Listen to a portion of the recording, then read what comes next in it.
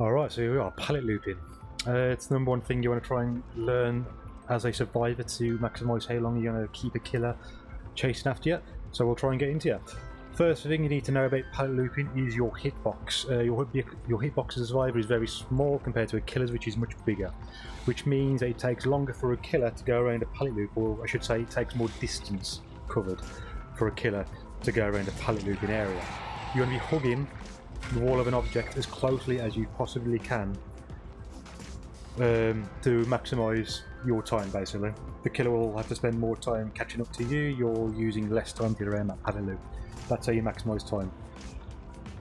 This is an LNT wall, one of many map tiles you'll find in the game, but we won't go through that too much right now. It's a bit more of an intermediate thing to pick up. So we're going to use that then to waste a bit more time for the killer to get to our next pallet looping area, as you'll see. What you're going to do on a pallet loop is always try and keep yourself the exact opposite location to the killer at all times. And if you reach that opposite point, you want to try and wait there and just see what the killer's doing. Back there, sorry, if we just rewind there. So we kept the killer moving around a little bit here. We could have made one around that loop once more. We ended up having to drop that pallet early, just to be on the safe side. I didn't really want to get downed, so I made the call to drop it early. We could have maybe done another loop because it looked like he was trying to bait it out. We dropped it anyway. We was then going to run into the building or find another location to go to, but what I noticed when I turned around was how the killer was reacting to that situation. He was going to go around the object, not break the pallet, and try and get me using Bloodlust. So I opted then to go back around the looping area, which then forced him to drop that, to break that pallet, which then reset Bloodlust. What I then will have to do is go and find another pallet loop somewhere. But anyway, that's kind of where that game ended for me. I think I ended up dying soon after, so we're going to jump to the next game. And this is our next game, and I think, if I remember right, yeah, it's against Michael Myers. So he's found us. We're going to jump straight into a unique map tile called the Cow Tree, usually found on Coldwind Farm maps. What it is, it's a window vault and a pallet all around one central location.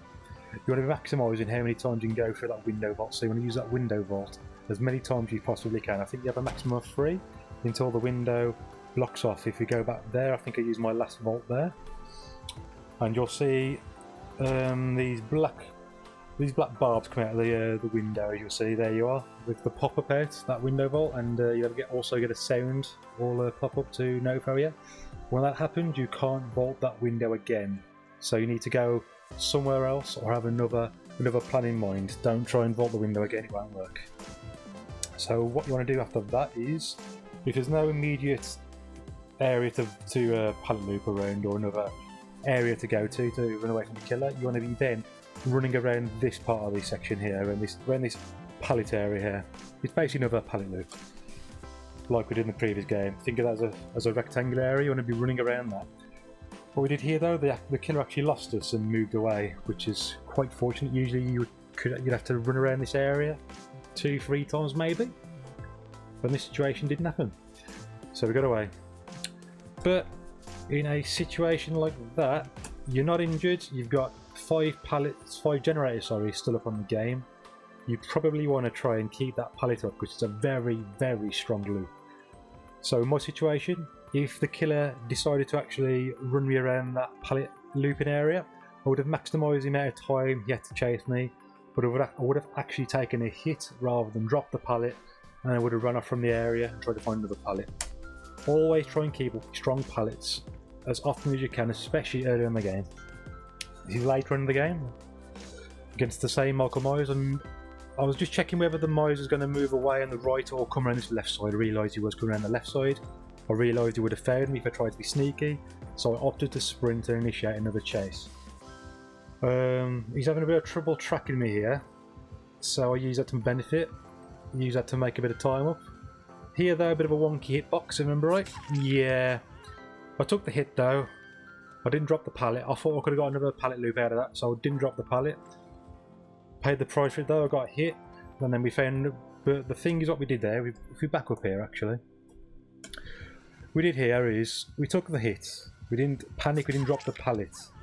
We used distance we gain to go to another pallet straight away. We use the distance from being injured to get to somewhere else. That's the best use of your time you can find in that situation. We then initiate another pallet loop. Tried to keep him central as much as we could. Realised we didn't have really enough time to keep it going, so we opted to drop the pallet nice and early, not risk getting dropped in endgame, which is the worst time to get dropped because it just gives the killer free license to like camp you and make sure he's got that kill. So using this vaulting location, if we back up here again to show you what I did. So first window vault we did. We looked behind us, we checked whether there's a red stain coming through that window. If the killer's red stain was viewable over that window, you can probably guess that he's going to be doing a window vault. You could probably keep on running.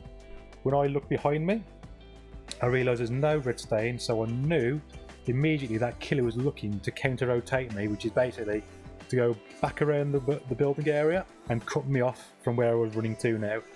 And as you'll see, that's exactly what he was doing. I made a good call to go back, and we're going to jump for the window again. Here we've waited, we've looked, we've checked what he's doing, always keeping our eyes on the killer, and we realise he's trying to counter-rotate again, and we're going to go back towards the window.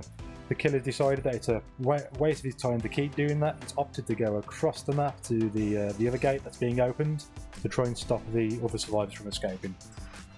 He'll realise he's gone there too late. I've wasted too much time with him. The gate's been now opened by the other members of my team, and they've all escaped. I made a very quick decision after the killer left me to jump on my exit gate lever. I made a very decisive decision, which is generally always best to do, and it's got me out. So yeah, just to confirm, pallet loops are small sections or like bigger sections with a pallet in, which you can run around and maximise your time while the killer is trying to catch up with you. You want to get as many rotations around there as you possibly can. You want to be careful that you're not using very strong pallets too soon into the game. You want to be aware what strong pallets are, what are quite weak pallets, and just start to try and learn what might be best and what might not be best to drop and what time. Keep it basic. Try and make the most safe use of your pallets to start with. Don't be too greedy. Feel free to drop them when you think you've got a chance of being hit. Don't always go for that 50-50, like you'll risk it just to see whether he whiffs or whatever. Drop it where you think there might be a hit involved with you. Play it safe. Best way to be.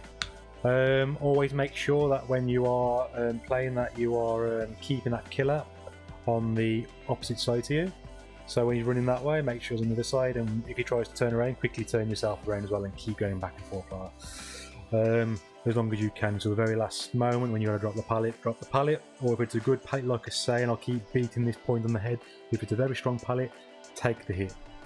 Even if you are injured and it's quite early doors of the game, even consider taking it down if it's like a really strong one like the Killer Shack or the Cow Tree, because it will be more useful later on in the game, trust me on that one. But yeah, I hope this helped you out. If it did, throw me a like, throw me a subscribe. I appreciate any support you can give me, and I'll see you in the fog. Have a good day, guys.